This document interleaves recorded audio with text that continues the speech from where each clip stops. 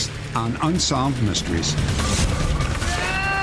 A murder victim seeks justice from beyond the grave when he contacts a private investigator with details of his own death. A helicopter pilot who was severely injured in Vietnam searches for the nurse who saved his life. After a young girl has been missing for 7 years, her mother receives a mysterious phone call that sounds just like her daughter. And a simple classified ad to sell a computer brings an unexpected, lethal response. 5 stories. They're all strange, but guess what? They're all true. I'm Dennis Farina, and this is Unsolved Mysteries.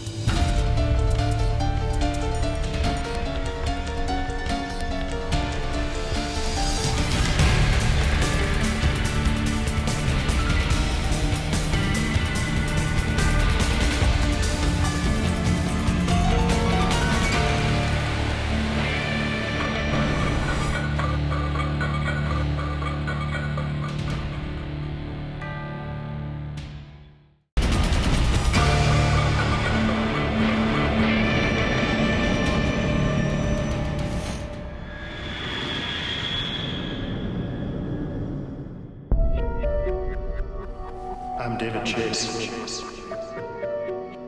I was murdered. Go buy the Sunday paper. This is what Phil Harris heard one night when he fell asleep in his easy chair. It seemed crazy, but Phil couldn't help being curious. He searched the morning paper looking for any mention of a David Chase. He said to me, a strange thing happened. A voice came to me about 4 this morning while I was sitting here studying. And he said the voice told me his name and said that I need to look in the paper and that he was murdered and I need to help.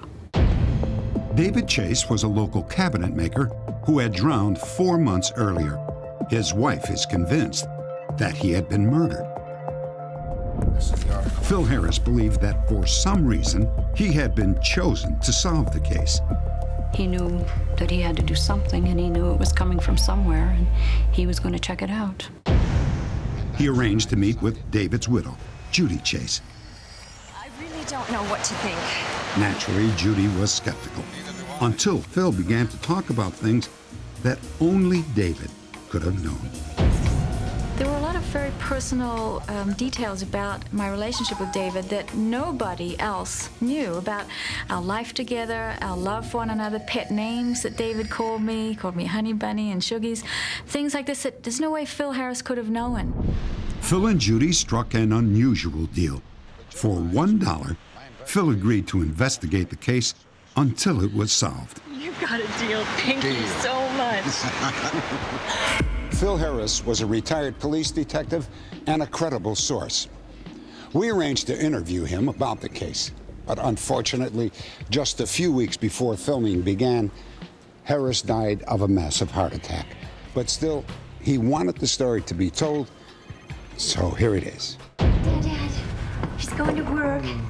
He's going to wear Dad. David and Judy Chase had lived in Evergreen, Colorado for 18 months. They had no children, but were planning to adopt 2 foster kids who were living with them. Matt should be here any minute. One summer day, David was scheduled to work with a local handyman named Matt Orahowski. They needed to finish a roofing job and clear away brush from the local Elks Club.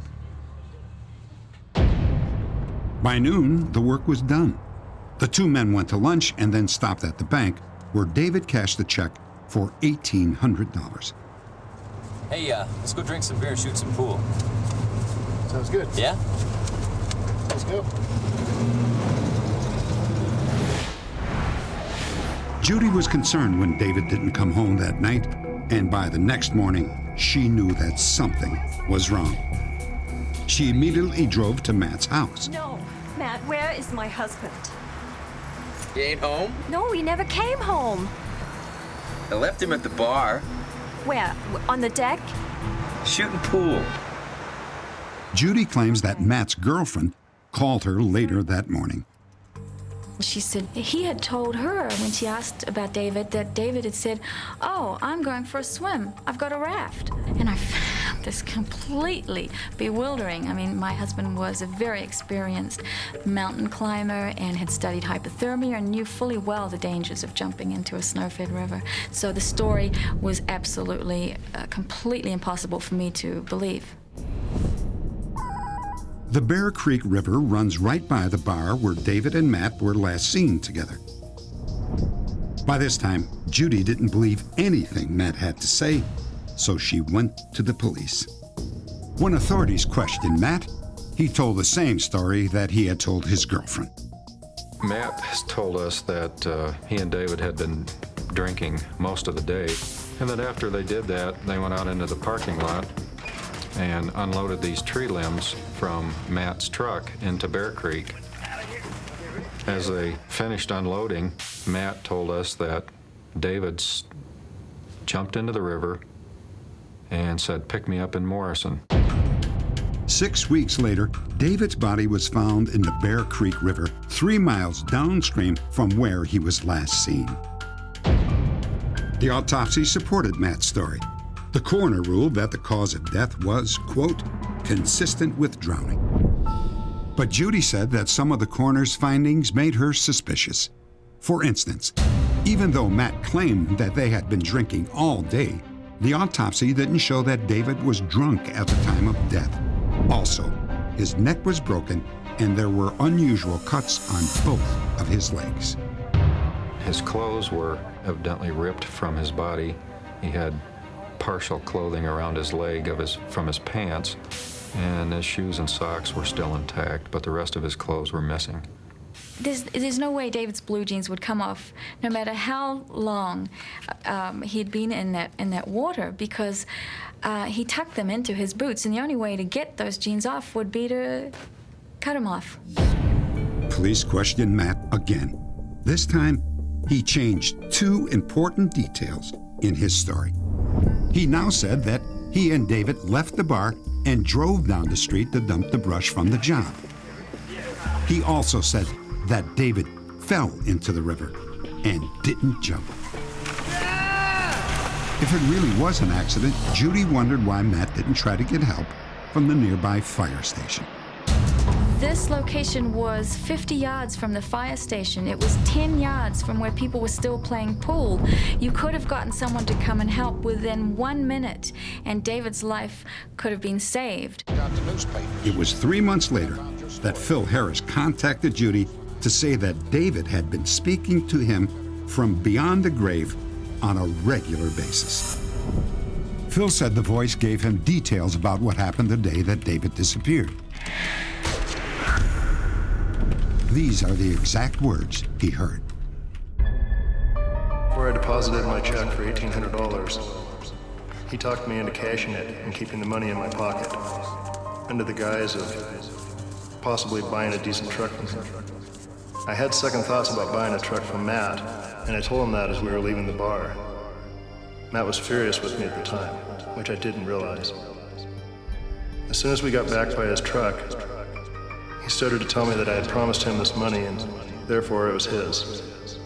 Matt shoved me in the chest. I shoved him back and he hit me in the face.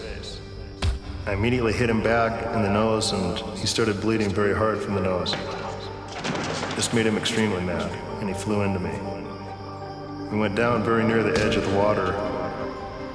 In fact, we were up against the small retaining wall, fighting on the ground. We rolled around and tried to punch each other, and I feel Matt got in a couple of good punches.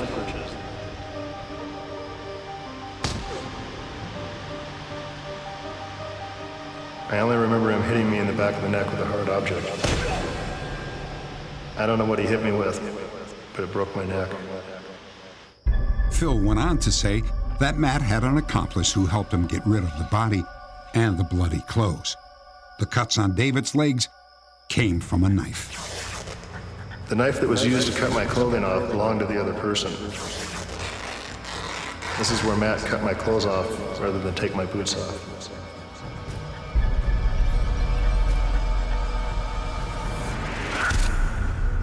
Exactly a year and a day after David's death, Phil took Judy to the local reservoir. Testing. 1, 2, 3. Hello. What is that for, Phil? Just in case anything should happen to me. He pointed out the area where he believed the murder weapon and the bloody clothes had been dumped. What follows is part of Phil's taped conversation with Judy. David told me that he had tied David's clothes around the murder weapon. He told the kid to come up on top and throw them out in the middle as far as he could throw them. I'm not sure whether it was a hammer, a crowbar. David just said like a crying. A week later, Phil died, leaving Judy to carry on their investigation alone. He was a hero in my eyes. I mean, he put everything else in his life aside to stand by my side and help me find the answers that I so desperately needed. Phil had a favorite saying, what other people think of me is none of my business. And he felt that he had information that people needed to hear, and he wanted to give it, and he really did not mind if anybody thought he was a little kooky, because he felt like it could help the case, and other people needed to know what he was hearing. Well, obviously, if we were going to develop a criminal case, we would have to have something that we could present in court that would be a prosecutable situation. And in order to do that, you have to have evidence that you can put your hands on and witnesses that you can talk to. So the information that Phil Harris was presenting, although not discounted, needs to be corroborated through some other source. Matt Orahowski declined to be interviewed for this story. It is important to remember that he has not been charged with any crime, and the source of the accusations against him is highly questionable. According to Phil Harris, the voice of David's spirit told him there was, in fact, a witness to his murder. If you are that witness, or if you have any information about the death of David Chase, please log on to our website at unsolved.com. In a moment, a war pilot is brought back from the brink of death by a kind-hearted nurse. He just wants to say thanks.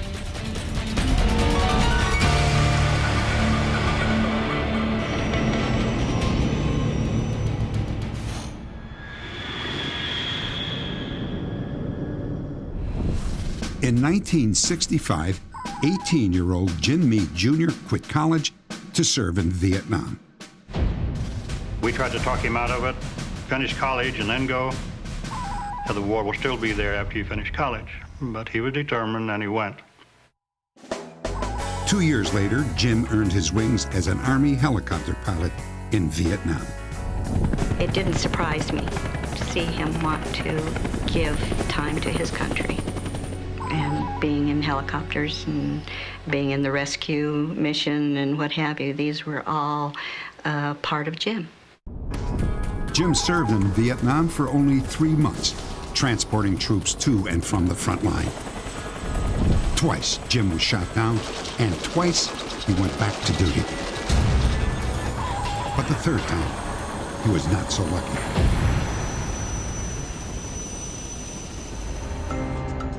Jim's parents received a telegram saying their son had been placed on the seriously ill list. He had a fractured skull. Jim was transferred to a hospital in Washington State. Jim's family went to meet him there and waited in the lobby for him to be assigned to a room. They had no idea what to expect. It was quite difficult for me to just sit and relax and wait till they came and said, to tell us that Jim had been put in a room. So myself and 2 sons, I got up, I said, I'm gonna walk down the hallway for a while. I just can't sit here and wait.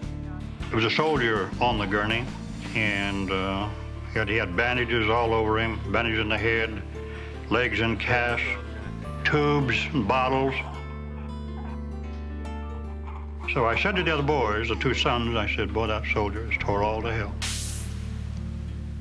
We went into that room, and here was that gurney. That guy that was tore all to hell was my son. Beyond recognition. I worked in an emergency room, and Jim, it's Mom. I've seen a lot of things, but I don't think I have seen anything as horrible as my son was. Jim was in a coma. A helicopter rotor blade had fractured his skull. He made only animal-like sounds and flailed his arms involuntarily. Both of his legs were shattered and full of gangrene. The doctors feared that Jim would not come out of his coma. As a last resort, the doctors asked the other patients to talk to Jim, as if he could hear them, hoping that the constant exposure to other people would trigger a response. Incredibly, it worked. After 10 weeks, Jim came out of his coma. He would eventually make a full recovery. But when Jim came out of the coma, he had no memory of his first 19 years. He couldn't talk or move his arms and legs. I didn't know that I'd been a helicopter pilot. I didn't know I'd been to Vietnam. I didn't know that I'd been injured so seriously. I didn't know anything. It was like a whole new world. After his recovery, Jim Meade got married, earned a PhD, and enjoyed a career as a psychologist. But when he came out of Vietnam, he was little more than a crumpled body. Jim Meade feels that he owes it all to his nurse, Lieutenant Karen Stevens, who literally brought him back to life. All right, now start with this hand and this leg. Ready? Keep your legs straight. Keep your legs straight. There you go. Good. Grip that mat. Feel the mat. To learn how to walk, I first had to learn how to crawl. Keep going. Lieutenant Stevens would get down on the mat with me and be right next to me and show me. Because I didn't have any coordination between my arms, legs, and the commands from my brain. I remember one time in particular, there were some basic trainees who had sprained ankles or whatever, and were in the hospital and were in physical therapy. Okay, get your legs a little bit further apart. There you go. And one time, or after a series of times, falling on my face, they started laughing at me. And I remember her getting so angry. What gives you the right to laugh at him? That is a person who has been at war. Now I want you both out of here right now. Come on, get out. And just the way she yelled at them and kicked them out, because she was so mad, meant a lot to me. Because she had so many patients, Lieutenant Stevens could only give Jim physical therapy 1 hour each day. She thought it would be better if he returned home to work more intensely with his parents. We're going to play ball today. For 12 grueling hours every day, Jim's parents exercised his motor skills and taught him how to talk, all under the guidance of Lieutenant Stevens. Come on, back here. Nearly 1 year after Jim first arrived at the hospital, Lieutenant Stevens told him that she was leaving the Army. She never got to see Jim walk, and she had no idea how she had influenced his recovery. And over the years, I've thought about her many, many times. She was really important to me. And she always will be. Don't give up. Don't. If I saw her now, I don't know what I'd do. Cry, maybe? Maybe just laugh a lot? I don't know. I've thought about seeing her so many times. It's like she never left. Update. The morning after our broadcast, Jim's 15-year search came to an end. I was watching TV, and I saw Jim at the beginning of the program. And I said to my family, I treated that fella when I was in the service. And the next remark was that they were looking for Lieutenant Stevens. And I thought, well, that was my maiden name. And at that point, I realized that this was going to be more than just a program to watch. A short time later, Jim and Karen were reunited. Oh, yeah. Oh, it's good to see you.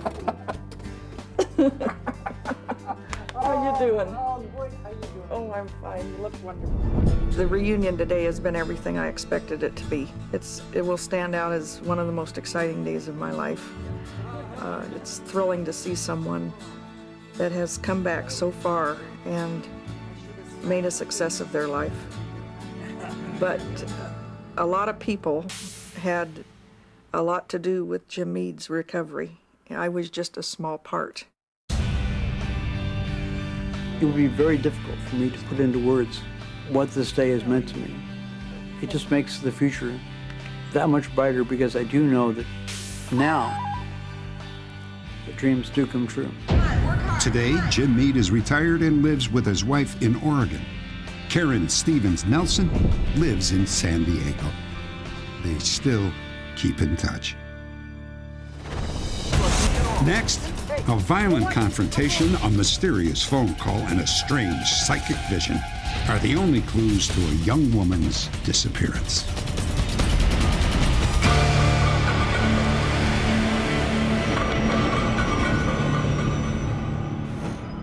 "30-year-old Holly Cruson lies comatose in a hospital bed, possibly the victim of a car accident. Her location is a mystery. How she got there is unknown. These are not scenes from real life. They are images from the mind of a psychic." Over the years, we've heard many claims about what psychics can and cannot do. In this case, a psychic tells us that her visions may explain the disappearance of a young woman in California. La Mesa, California was Holly Cruson's hometown. From a very young age, she dreamed of becoming a movie star. She started into beauty pageants, and she loved the attention and the beautiful dresses. And we kind of put her on a pedestal, you know. But Holly's life wasn't all pageants and dresses. According to her mother, Holly was molested by a trusted family friend when she was just 11 years old. A few years later, her parents divorced. This is my friend Holly. And then when she got into her middle teens, I think she started hanging around with the wrong crowd and kind of lost interest in the dancing and the pageants and wanted to be grown up. Holly dropped out of school and began working as a waitress. Who's that guy? Just one of the customers. She ended up with a lover who was abusive and violent. Several times he was arrested for beating her. No, I'm not getting smart with you. Will you please relax, okay? Don't tell me to relax. Gwen says she didn't see her daughter very often. But one day, Holly came to see her at work. Where are you going? I'm just gonna go upstairs and grab a few things. I'll be back in a second. Everything okay? Yes.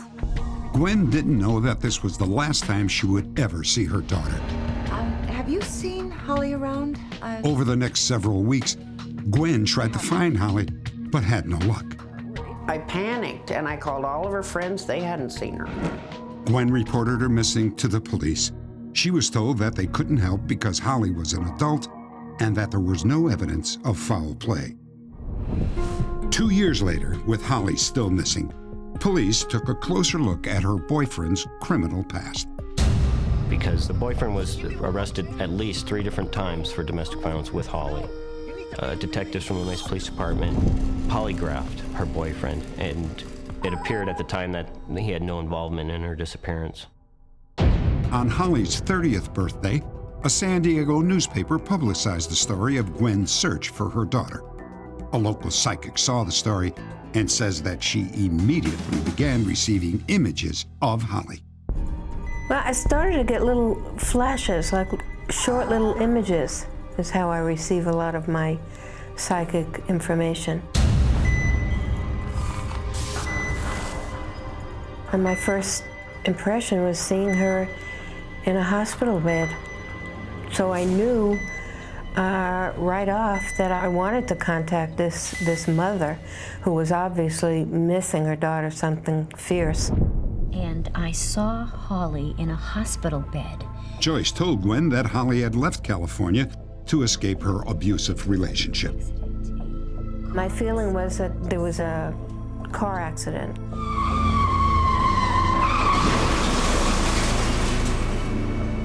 And she was in a somewhat semi-comatose condition. The name Marymount came to me.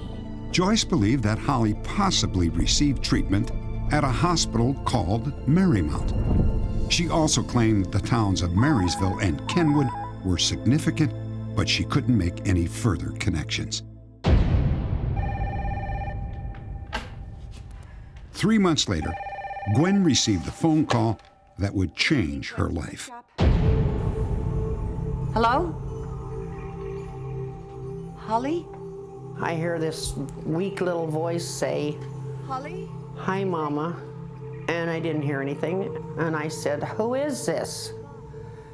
And the voice said, "Holly," kind of strained, like she was crying.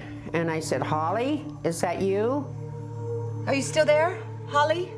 Gwen had a tape recorder handy and recorded part of the call. "Holly, I love you. Talk to me. This is your mom." "Holly? Mom? Talk to me. I love you, Mom. I want to find you. I want to help you. Where are you?"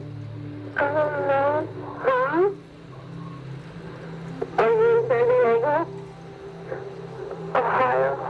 Ohio? Where in Ohio?" "Holly, I love you. Hey." And then pretty soon it disconnected. But I know it was her. I mean, mothers know these things. With the new possibility that Holly was in Ohio, Gwen studied the information that the psychic had given her. I got my atlas out and I found Marysville. There's a Marysville there. There's a Marymount Hospital, and it's right on the map. Gwen contacted several Ohio hospitals. However, they were not allowed to release any medical information, even if they had treated Holly. You sure you don't have anybody there by that name? Investigators later turned up a promising lead. The owner of a campground outside La Mesa reported seeing Holly a few months after she was believed to have disappeared. Holly Cruson, her boyfriend, and one other person, last name of Humby, were up at a campground in Julian, California. Throughout the weekend, Holly's boyfriend was creating trouble, drinking too much, it sounded like, just creating a general disturbance. You guys are taking off. What are you talking about loaded up? When they were finally asked to leave, as they left the campground, the boyfriend pointed a gun at the owner, threatened to come back and shoot him because they were being kicked out of the park. Gwen says she will not rest until she finds out what happened to Holly. If I gave up hope, whoever took her or killed her or holding her captive or whatever the case may be, they've won. And they're not going to win. As long as I'm alive, I'm going to keep looking for my daughter. Update. A year after Holly disappeared, skeletal remains were found near San Diego. Dental records later confirmed that the remains were those of Holly Cruson. Authorities won't release any details other than to say her case is now considered a homicide. Next, when he answered the for sale ad, he seemed like an innocent buyer, but it was just a cover for a deadly trap.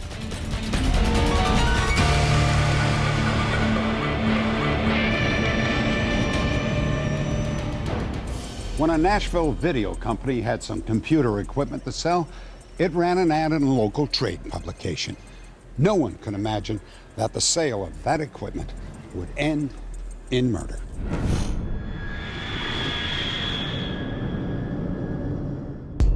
Okay, if you've got a couple minutes, I'd like to ask you some specific questions about it because I'm really interested. One fall day, a man calling himself Tom Johnson answered the ad. He said that he was a freelance computer programmer and database consultant. A few days later, Johnson met with a videotape editor named Jeremy for a demonstration. Mainly concerned with a fast processor. And the two men eventually agreed on a price of $31,000. Johnson asked that the computer system be delivered to his office, which was several hundred miles away. In the middle of the night, Jeremy and his fiancée, Heather Uffelman, set off on the 5-hour drive. That you were attracted to me. I'd been working for about 30 hours on another project and was completely exhausted. And I said, well, I don't know if I'm going to be able to find anybody except Heather at this point, and I'd like to take her along anyway because, you know, we enjoy taking trips together. After driving all night, they arrived at Tom Johnson's motel. Originally, we had been set to meet in an industrial park, but he said that the directions to the industrial park were so complex that he would prefer to meet us first at his motel. Come on in. Tom, hi. How you doing? This is my fiancée, Heather. We arrived a little early, I think. But he said that his business partner would be along shortly, and he was bringing the certified check. Here, and he should be here in about half an hour, 45 minutes. Where's he coming from, you know? He's coming from the office. A half an hour later, Johnson suggested that they put the computer into his car while they waited for his partner to arrive with the money. We so trusted this guy, it didn't strike me as being odd. There were absolutely no clues that this guy was anything but what he said he was. The three returned to Johnson's room and talked for another 20 minutes. Finally, Jeremy grew tired of waiting. Tom, I've been up about 30 hours. If you knew where your president was, we could close this deal. I think we can close this deal right now. Are you kidding? No, I'm not kidding. Put your money belt over there and get down on your knees. You, stand up. Take the sheet off that bed and lay it down here on the floor. Hurry up. Put the sheet down here. Lay it on the ground. Lay down. The person we'd been talking to before was this kind of thoughtful, introspective guy interested in computers, and then this person who was pointing the gun was cold and calculating and deliberate. He knew exactly what he wanted to do. Now lay down in it. Roll yourself up in it. Your company's going to get an insurance check, and I'm going to get the computer, and everybody's going to be fine. Don't look at her. And then a second later, I hear a sharp buzzing in my ear, almost like a siren, and the whole room spins because he's struck me in the back of the head. And then we moved over to Heather, and I saw him raise his hand up and bring it down, and when he did, Heather screamed this horrible scream, so he kept hitting her. Stop screaming and he'll leave! So he came back over and hit me more, and then went back over and hit her more. And then as he backed out of the room, still pointing the gun at us, he dusted the countertop for fingerprints as he walked out of the room. And as soon as he left, I crawled over to Heather and I told her that I was going to get help and that we were going to be okay. And what I saw haunts me. You know, I can't get the picture out of my head. I mean, that someone could so hurt such a gentle person. Heather and Jeremy were rushed to a nearby hospital. 2 hours later, Heather died of massive head injuries. Authorities questioned witnesses and searched the motel room. They found what the killer had used to beat Jeremy and Heather. The hammer was still wrapped in plastic, still had the card identifying its weight, its SKU number, but we have not been able to trace exactly which store it was purchased from. I think we can close this deal right now. It's unusual that he had a handgun, especially a small caliber handgun. Didn't use this handgun to kill the victims. Police discovered that a woman had visited the motel manager about an hour before the attack. Yes, ma'am. May I help you? Yes, I'd like to report a disturbance down in... Investigators believe that woman may have been Johnson's accomplice. They speculate that she tried to sabotage the plan after learning that Johnson intended to murder his victims. I wouldn't have come down here if I didn't think this was urgent. If we could locate the mystery woman that entered into the motel that morning, maybe she could give us further information, or anybody at the motel, if they would come forward and give us any further information on the vehicle or this suspect called Tom Johnson, or if anybody has any information on the computer, its whereabouts. Johnson is approximately 6 feet tall and weighs 165 pounds. He has sandy brown hair and may be wearing glasses. Tom Johnson is a riddle. He had a smile and a way of talking to you that made you feel very much at ease. Tom Johnson could be someone's coworker. It could be someone's, acquaintance, and they would have no clue that this other side is there at all until it was too late. If you have any information about this case, please log on to our website at unsolved.com.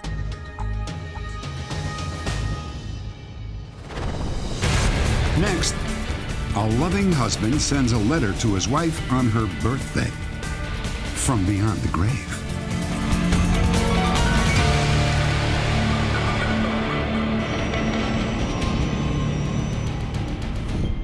I can't believe it's been 34 years. 34 years married and 34 years he's gone. I have a feeling that he's here all the time, around me. I really do.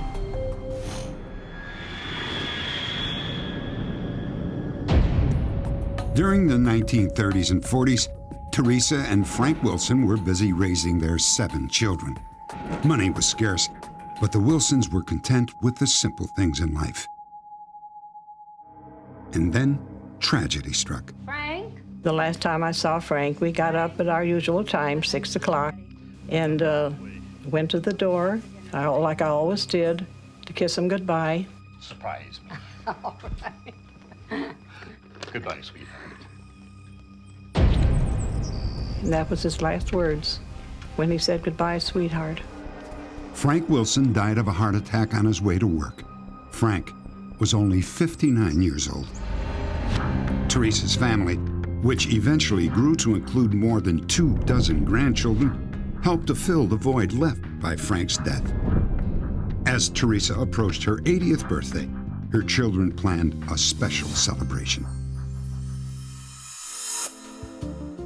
I wanted to put together a memory book with letters from all the relatives and the children and grandchildren and people all across the states, just writing her a letter and telling her how they felt about her and remembering things that they had done in the past. And it took a long time, and it was a lot of work, but it was worth it. Margaret says that one of those letters arrived as she tossed and turned on a sleepless night.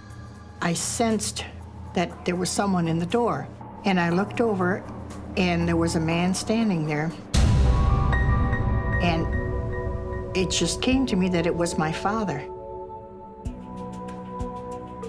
Margaret, I'm here because I want you to take down a letter. Letter? You mean a letter from Mom's book? Margaret says that she grabbed her journal and began scribbling. Dear Tress, as you celebrate your 80th birthday, I want you to know I'll be at your side as you blow out the candles on your cake. Happy birthday, sweetheart. When he was done, I looked up at him again, and he smiled, and he was gone. He just vanished. And I woke up the next morning, and I thought, what a dream. What a dream I had. When Margaret read the love letter the next day, she began to realize that this was not just a dream. If I were really here, I would shower you with sapphires, as blue as the ocean, to match your eyes. My father was always like that. I mean, when my mother's regular birthdays came around, he was so...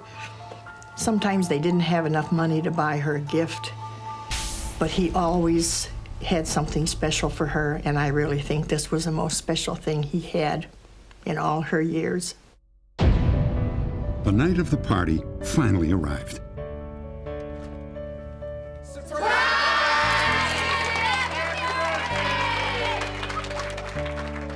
Well, when they took me there, it was a hall, and I knew it was going to be a party. And it was my birthday, so I figured that's it. Teresa may have guessed right about her party, but she had no idea what was in that book.